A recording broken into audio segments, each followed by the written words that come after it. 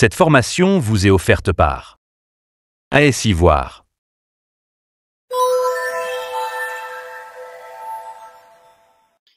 Euh, Vous savez, pour cette formation, j'ai une consigne et une doléance. La première, c'est la doléance. Bon, la première, c'est plutôt une consigne.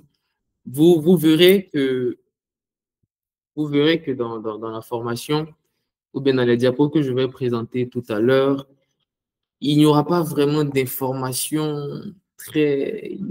En fait, j'ai essayé au maximum d'imager la présentation. Donc, les informations, ce sera surtout ce qu'on va se dire, ce sera ce qu'on va partager de manière orale, ce sera les questions. Donc, la recommandation, la consigne, c'est vraiment de, si vous avez l'occasion de prendre note de ce qu'on va dire, de ce qu'on va se dire. La deuxième, qui est une doléance, c'est de ne pas vous censurer. Vous savez, on est aujourd'hui là pour une formation, comme on a dit, sur l'intelligence émotionnelle, le réseautage. Il serait vraiment dommage de se censurer quand l'objectif même de la formation, c'est de nous permettre de mieux nous rencontrer. Et comment se rencontrer, comment discuter, comment collaborer si on se censure. D'accord. Donc, je vais déjà commencer. Ephraim Dolé, ingénieur projet, ingénieur génie mécanique. Pourquoi je me présente aujourd'hui devant vous pour vous partager cette formation? Vous savez, dans le processus ou bien pour pouvoir donner une formation, on va dire, il y a deux étapes. Il y a l'étape où tu es invité parce que soit tu es compétent, soit on te connaît. Bref, en tout cas, il y a ce cap-là. Mais l'autre étape qui est vraiment la plus importante, c'est de savoir est-ce que tu te juges apte à pouvoir transmettre ce que tu sais? Est-ce que tu penses que ce que tu sais déjà, c'est quelque chose qui peut être transmis? Et c'est dans ce sens-là que pour pouvoir dire, moi, justifier ma présence parmi vous aujourd'hui, je tiens à rapidement, de manière très brève, essayer d'expliquer mon parcours. Vous savez, je suis, comme je l'ai dit, après mon bac, j'ai été dit, après mon bac, j'ai pu obtenir une bourse d'études pour des études d'ingénieur en Tunisie, des études qui, a priori, durent 5 ans. 3 années passées, j'étais toujours un jeune très timide, ayant peur même de tenir une argumentation devant plus de deux personnes qui m'étaient étrangères. Mais par la force des choses, je me suis retrouvé, par un concours de circonstances, dans la vie associative. D'abord en tant que responsable académique, et à force de travail et de dévotion, je me suis trouvé en tant que vice-président de l'Association des étudiants et stagiaires ivoiriens en Tunisie. Suite à quoi je fus contacté par l'Association des étudiants et stagiaires africains en Tunisie, qui m'ont demandé parce qu'ils avaient vu, de gérer leur secrétariat général. Une fois encore ce mandat terminé, le mandat en tant que secrétaire général au sein de l'Association des étudiants africains en Tunisie, j'ai été une dernière fois approché par ce qu'on pourrait appeler des patriarches pour cette fois-ci gérer cette association à la tête, c'est-à-dire en tant que président. Ce que malheureusement ou fort heureusement, je n'ai pu assumer, je n'ai pu faire parce qu'il était temps pour moi de rentrer. Aujourd'hui, je suis secrétaire général du réseau ivoirien des diplômés de la diaspora de la diaspora. Vous savez, c'est pour vous dire que ce parcours-là, qui en l'espace de 2 ans, puisque 3 ans durant, je n'étais rien, ni quand je dis je n'étais rien, je n'apparaissais à aucun moment sur la scène. Ce parcours-là, durant les 2 dernières années de passer en Tunisie, passer de cette personne-là, très timide, qui n'arrivait même pas à faire une argumentation devant deux, trois personnes, à cette personne-là qui a été plébiscitée pour diriger une association de plus de 10 000 personnes, il faut savoir qu'il y a eu plein de choses qui se sont passées. Et ces deux choses-là sont en majeure partie, pour vous livrer le secret, c'est la prise de parole en public et le réseautage. Et aujourd'hui, ce qu'on va voir ensemble, c'est l'intelligence émotionnelle dans le réseautage, l'un des facteurs principaux qui m'a permis d'avoir une telle ascension au sein de ma communauté. Ce qui veut dire que ce dont on va discuter maintenant, ce pas des choses qui seront prises sur Internet par-ci et là, ce sont des choses qui seront issues des résultats d'expérience, des choses réellement vécues qui, je pense, pourront également vous aider. À la base, très souvent, pour commencer une formation, je tiens toujours à demander quelles sont vos attentes, Mais là, compte tenu du temps qui nous est donné, normalement on a 1 heure, on est censé finir à 19 heures. Nous allons essayer de commencer et dans les différentes questions. Donc, réservez vos questions lorsque le moment sera venu. Différentes questions, on pourra répondre aux questions qui n'auront pas déjà été répondues durant la formation. Durant la formation. Durant cette formation, ce que nous verrons ensemble, nous essaierons ensemble de voir le quotient intellectuel et l'intelligence émotionnelle. Nous essaierons de voir en fait de quoi il s'agit. Nous essaierons ensuite de déconstruire une pensée collective sur l'intelligence émotionnelle. Nous allons voir ensuite ensemble réseauter pourquoi et comment l'intelligence émotionnelle dans le réseautage, comment évaluer son réseau et ce qu'il faut retenir. Nous commencerons donc par le quotient intellectuel et le quotient émotionnel. Vous savez, comme je l'ai dit, ça sera beaucoup sous forme d'échange parce que votre avis compte et je tiens à le savoir enfin pour pouvoir mieux orienter la formation pendant qu'elle se déroule. Donc, je vais vous poser la question de savoir, pour vous, c'est quoi le quotient intellectuel, c'est quoi le quotient émotionnel? Bon, le quotient émotionnel, j'entends par quotient émotionnel et également l'intelligence émotionnelle. Est-ce que quelqu'un a une idée? Allez-y, si quelqu'un a la main, il peut la prendre. Oui, Axel, tu peux. Ok, bonjour, je m'appelle Bonjour. Axel. Alors, Enchanté, selon Axel. moi, le quotient intellectuel, en fait, c'est un indice. C'est un indice qui mesure les facultés cognitives d'un individu. Super. D'accord. D'accord, ça, pour vous, Donc, ça, c'est le quotient intellectuel. oui, en fait, plus cet indice est élevé, en fait, plus on juge qu'une personne est intelligente et sort, en fait, de la moyenne. Et plus il est bas, plus on jugera que cette personne est moins intelligente, Vous pardon, inté- pour régler en fait des problèmes d'ordre genre mathématiques, des problèmes de société, ce genre de choses. Super. Et pour ce qui est du quotient émotionnel ou encore de l'intelligence émotionnelle? Bah, selon moi, le quotient émotionnel, lui, c'est plus la capacité d'une personne à s'intégrer à la société, à se créer des relations, à nouer des liens avec D'accord. les autres. D'accord. Donc, pour vous, D'accord, allez-y, allez-y. Je vois qu'il Alors, y a moi, le pour réseau. moi, Oui, allez-y, oui, allez-y. c'est Muriel. Donc, moi, pour Ah, moi, le Muriel. quotient émotionnel, c'est plus est-ce qu'on a la capacité à maîtriser nos émotions durant certaines situations et puis D'accord. capitaliser dessus aussi pour faire d'autres activités. Moi, c'est plus maîtrise des émotions, je pense.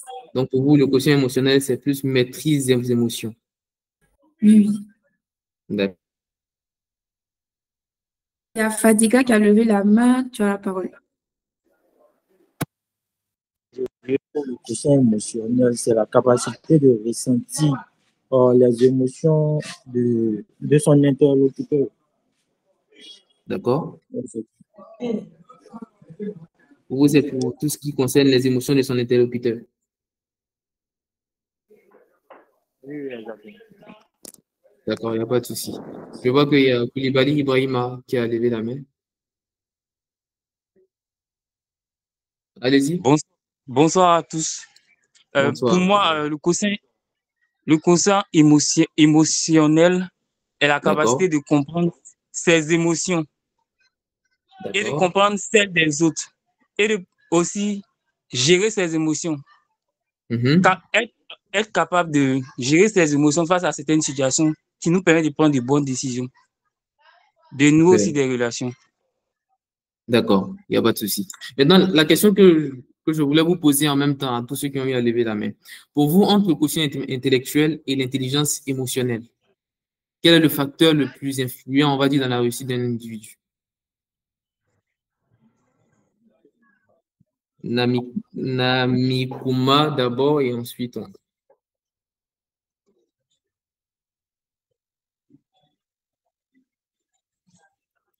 S'il vous plaît, pouvez-vous répéter la question? La question que je posais, c'était de savoir entre le quotient intellectuel parce que nos amis tout à l'heure ont eu à définir ce que c'était que le quotient intellectuel et l'intelligence émotionnelle. Pour d'autres, le quotient intellectuel, c'était cette faculté-là, cet indice cognitif-là, qui permettait de déterminer si une personne était plus intelligente ou moins intelligente que la moyenne. Et le quotient émotionnel, c'était cette faculté-là de maîtrise des émotions, c'était cette faculté-là de collaboration avec les autres. C'était également cette faculté-là qui permet de maîtriser ses sentiments et celles des autres. Donc, ce que je demande, à votre avis, entre ces deux éléments, le quotient intellectuel et le quotient émotionnel, lequel des deux est le plus impactant dans la réussite de quelqu'un? Qu'est-ce qui influence le plus? Je disais que de plus en plus, selon les rapports, le quotient émotionnel prend le dessus sur le quotient intellectuel. Donc, pour moi, le quotient émotionnel est plus important que le quotient intellectuel. Pour vous, le quotient émotionnel est plus important que le quotient intellectuel. Une autre personne? Vous pouvez avoir des avis différents, de toutes les manières, on est là pour ça. On va dire, allez-y, il y a quelqu'un qui avait pris la parole tout de suite. Dans la file d'attente, c'est Axel qui est le prochain. D'accord, Axel alors. Bah, je suis d'accord avec mon ami qui vient de prendre la parole. Le quotient émotionnel l'emporte et largement sur le quotient intellectuel. De loin. Si je vous demande là maintenant, pourquoi à votre avis? Bon, moi, je répondrai à partir d'une expérience que j'ai vécue ici, où ils ont remercié quelqu'un qui travaillait depuis 9 ans, qui était très compétent, mais qui n'arrivait pas justement à nouer des liens avec la hiérarchie. Et juste pour ça, en fait, ils l'ont remercié. Juste pour ça. C'est super. Il n'y a pas de souci. Dans la liste, c'est qui le suivant, Muriel? C'est Fadiga. D'accord, allez-y. Suleiman Fatiga. Ok, pour moi, je dirais que ce qu'on constate dans la société de nos jours, c'est que le quotient intellectuel est beaucoup plus avantageux, en fait, que sur le quotient intellectuel. Maintenant, la place que le quotient intellectuel t'octroie, grâce au quotient émotionnel, maintenant, tu peux développer cette place-là. Tu peux avoir des promotions grâce à, comment on appelle ça, ce quotient émotionnel-là. D'accord. En fait, ça permet en fait d'évoluer. Sinon, le quotient intellectuel, pour vous, c'est le facteur principal de réussite, mais la partie émotionnelle permet en fait d'évoluer. Il n'y a pas de souci, ça marche. D'accord. Parmi les trois autres mains qui sont levées, qui sont ceux qui sont d'accord avec la dernière proposition? Vous pouvez prendre la main, je sais pas, essayez de voir.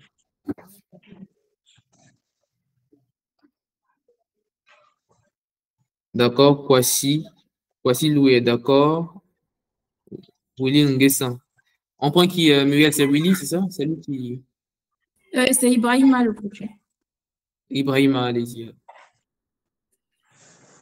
Après, lui, on va prendre deux autres. Bon, moi, je suis d'accord avec le premier propos.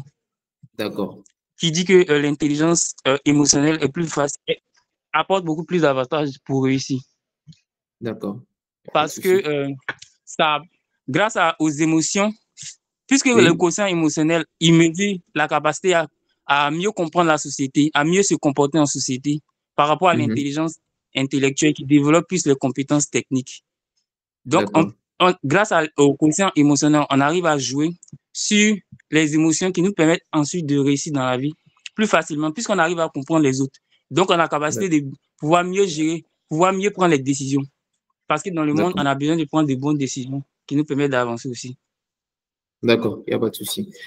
Ce qu'on va faire, c'est que on va essayer d'avancer. Il y aura plein d'autres questions en plein milieu pour essayer de rattraper le temps. J'ai entendu vos différentes réponses et sincèrement, elles se valent. Que ce soit du point de vue du fait que le quotient intellectuel est le facteur le plus important ou que même ce soit le quotient émotionnel. Vous savez, généralement, en dehors de, par exemple, pour ceux qui ont fait des expériences assez concrètes, il y a une pensée collective. Vous voyez. Et cette pensée collective-là, c'est le fait que c'est que depuis très longtemps, le quotient intellectuel a été considéré comme le facteur le plus important pour prédire la réussite scolaire et professionnelle, et donc par ricochet, la réussite sociale d'un individu. Mais vous savez, juste avant les années 2000, il y a un psychologue du nom de Daniel Goldman qui a mené des recherches approuvées par presque tous ses confrères.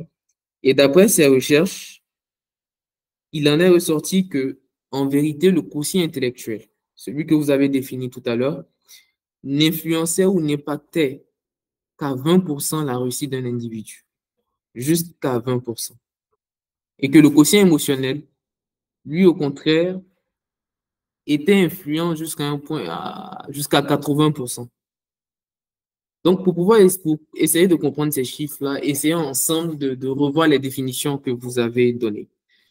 Vous avez dit que le quotient intellectuel, d'une part, c'était cette faculté-là, cet indice cognitif-là, qui permettait non seulement d'acquérir des connaissances assez techniques, assez logiques, des connaissances linguistiques, que ce soit les physiques, les maths, les compétences assez techniques.